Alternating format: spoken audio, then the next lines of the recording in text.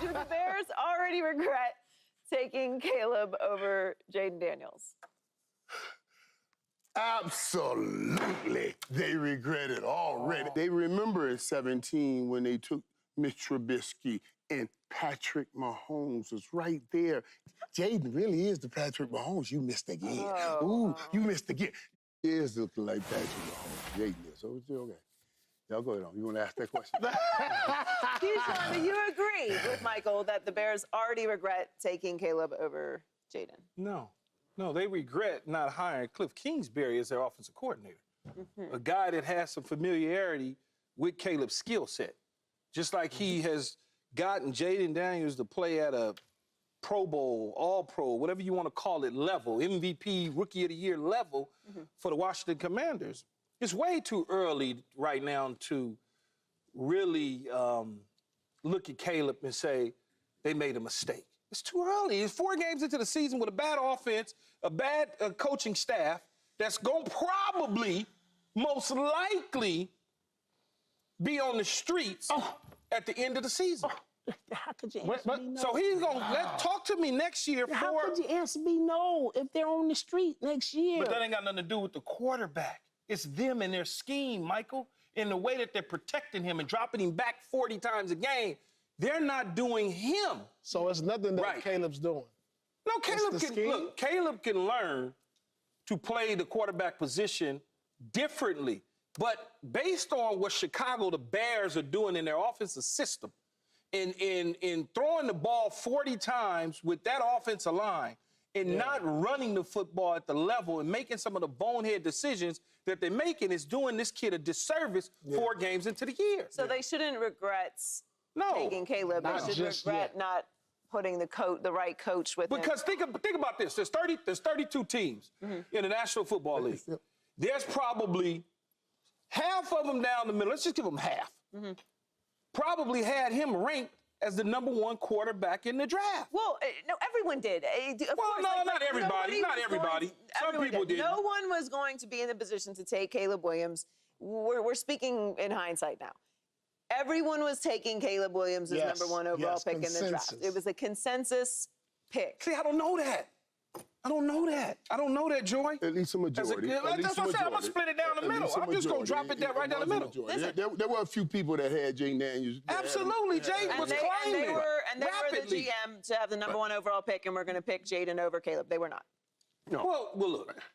#1, when you're a general manager, I'm still confused, Key. I want you to straighten that. I'm still confused. I don't know how you guys aren't confused. How? He's into a deep conversation about this team and about the coaches that are not going to be there next year. Yeah. But they don't regret making the decision. Well, because Key is saying that part of Jayden's success is the fact that they put Cliff Kingsbury with Jayden. Along with Anthony Lynn, who's running the running game. Okay. If they had those 2 guys in Chicago, it would be so different. And I don't necessarily agree with that. Now, let me tell you why I don't agree with that. Because I saw Cliff Kingsbury in Arizona. As a head coach. As a head coach. As a head coach. With the quarterback, what I call Terminator. The Terminator, right? This is T2. This right here. But wait, check this out, though, Michael. And this dude here, for his offense, is great. He's poised. He knows how to handle. I don't know that Caleb Williams will be doing this. He's doing this. And that's fair. And that's what you're trying to say. That's fair. You're trying to say that Caleb Williams, given this offense, is going to be doing these same things. That's fair. And there is no evidence whatsoever outside what you put out of your head to say that. That's fair. There's no question about it. When you look at Cliff Kingsbury in Arizona, he didn't have Anthony Lynn's responsibility, has a person with the responsibility in the run game. He's calling the pass plays. Anthony Lynn is responsible for the run game. My whole point about this is, if you had that setup in Chicago instead of Shane Waldron calling the plays, you think that Caleb Williams would look different? He might look different. To the point where we're not having this conversation about, do they regret? I guess I'm just confused. First of all, I think Caleb's going to be fine. I think Caleb's going to have a great career. I hope he's going to be fine. But we're not talking about Caleb. We're not talking about Caleb. We're talking about that organization, that's the coaching and the GM, are they regretting it? When they see this kid, we're going to be careful because this kid, Caleb's young. He has his whole career in front of him. We're careful here. But them jokers, when they put toothbrush to tooth at night or in the morning, they put head to pillow at night, they saying, damn, we messed up. Ain't no way. They're not saying it if they're going to be out of there next year.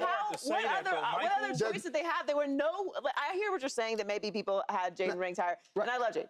I think Jayden is tremendous. But Caleb Williams was going to be the first quarterback off the board. Most likely. Most likely. Now, here's where I'm okay with Keith. If Washington had the #1 overall pick, you think they'd have took Caleb? I think yes. I think everyone who had the #1 overall pick would have taken. And that might be fair. We'll never know. Not if Cliff Kingsbury was the offensive coordinator already. Like if they had hired Cliff, now I'll give you that.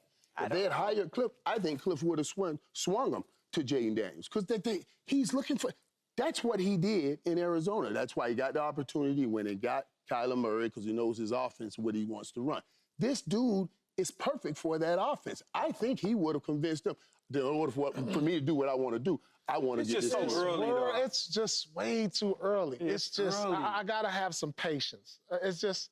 My patience is midway next year. Patience for the player, I understand, but ain't no patience for the team, for the organization, for them. They are on the hot seat right now. He already got a fight. Let's see over the course of you got him the fired season. too. I just said it. I know. I mean, I know how it looks now. That's why they regret it. It looks that way now, but you remember the turtle and the rabbit race? Mm-hmm. We know who won that race. The turtle. So you're saying Washington is the rabbit right now? I don't know. But you know what I'm saying? Right. So we got to give him some time. We'll give him some time. Yeah, we'll give Caleb. He's going to get some time. We got to give him time before we saying they regret it yet. Here's where the regret falls in for me. Because midway next season, ask me the same question. Right. Because I'll have enough evidence as an instant evaluator to be able to say it's not going to work out. There was so much talk about the Bears going into the season. Yeah. This is the best setup that a #1 overall team. It is. As team, as players.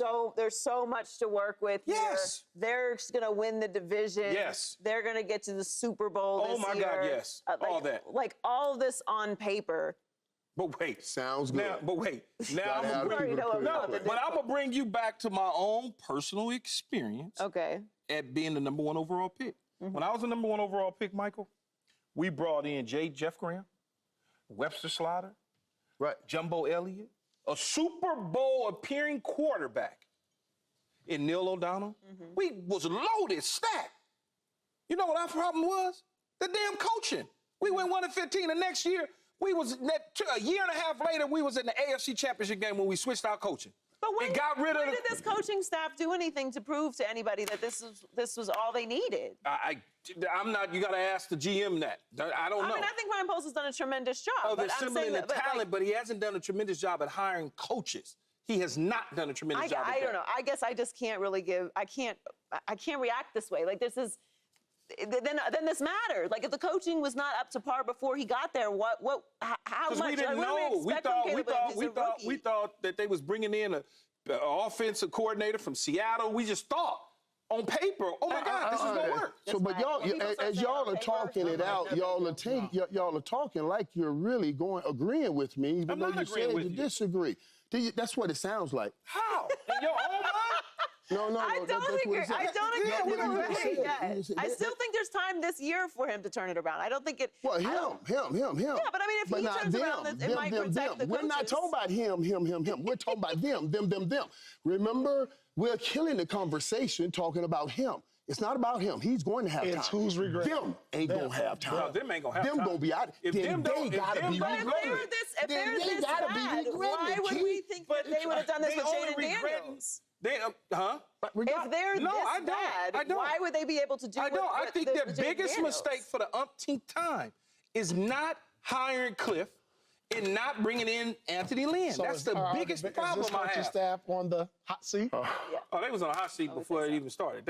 Anytime you firing coordinators and doing all that to bring in, you on the hot seat. Subscribe here to get the latest from Speak, and go watch a few segments from our other shows on FS1.